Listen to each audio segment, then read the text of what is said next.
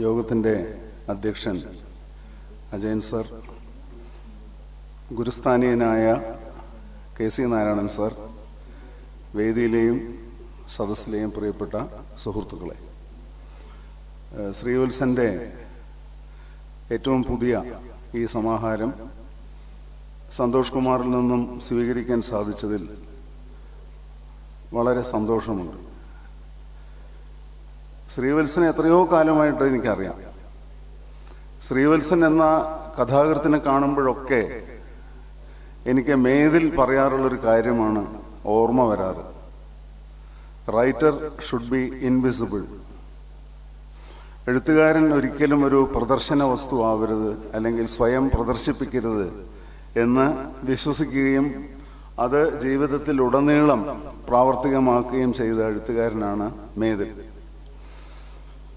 ശ്രീവത്സൻ അതേപോലെ ഒളിച്ചിരിക്കാൻ ആഗ്രഹിക്കുന്ന ഒരു എഴുത്തുകാരനാണെന്ന് എനിക്ക് എപ്പോഴും തോന്നിയിട്ടുണ്ട്. സന്തോഷത്തെ വേറെ രീതിയിൽ പറഞ്ഞു.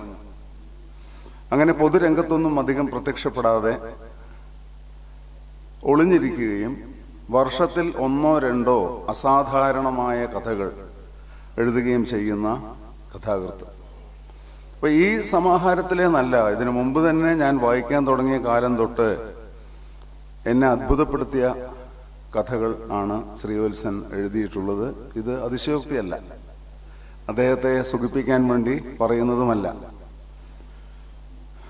ഒരു പുതിയ കഥ എന്താണോ ആവശ്യപ്പെടുന്നത്, അത് തിരഞ്ഞെടുക്കുന്ന വിഷയം, അതിൻ്റെ ആഖ്യാനം, എഴുത്തിന്റെ സൂക്ഷ്മത എല്ലാം കൃത്യമായി ഉൾച്ചേർന്നതാണ് ശ്രീവത്സന്റെ കഥകൾ.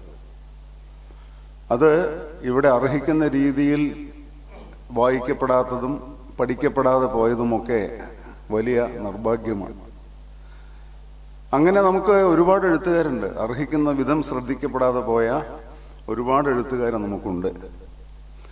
മലയാളത്തിൽ ഈ പ്രത്യേകിച്ചും ഈ ഉത്തരാധുനികം എന്ന് വിശേഷിപ്പിക്കപ്പെടുന്ന ഒരു കാലം, അതിനുശേഷം വന്ന കഥാകൃത്തുക്കൾ നേരിട്ടൊരു വലിയ പ്രതിസന്ധിയാണ്.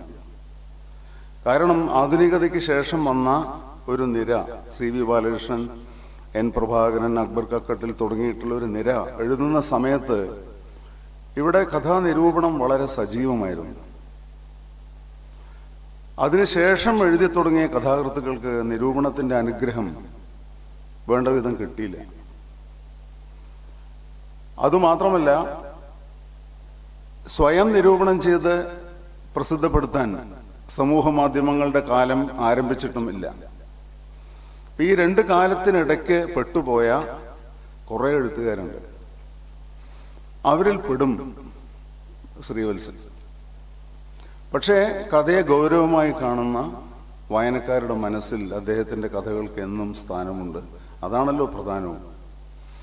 അതുകൊണ്ട് മേതിൽ പറഞ്ഞതുപോലെ ശ്രീവത്സൻ ഇനിയും ഇൻവിസിബിൾ ആയി തന്നെ തുടരുക.